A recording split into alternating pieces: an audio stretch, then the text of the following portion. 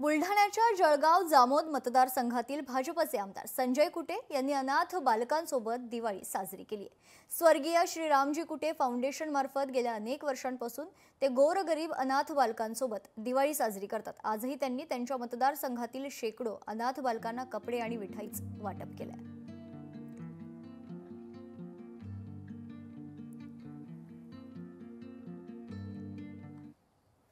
मार्फत सर्व जे अनाथ बालक आहेत त्यांचा आम्ही रजिस्टर फाउंडेशनच्या मार्फत करतो आणि 2450 मुला मुलींना याचा आम्ही लाभ सुद्धा देतो आहे आणि लाभ हा त्याचा चालू आहे। म्हणजे त्या योजनेत ते बसलेले आहेत आमच्या मतदारसंघात आणि ते फाउंडेशन सगळं काम करतं। आता फाउंडेशनचं तर सध्या मतदारसंघामध्येच काम आहे, परंतु फाउंडेशन ठरवेल, कारण मी फाउंडेशनचा फक्त एक सहकारी म्हणून आहे, पण फाउंडेशनचे अध्यक्ष आणि त्यांचे सहकारी भविष्यामध्ये पुढे वाढवायचं, पुढे जायचं हे ठरवलं।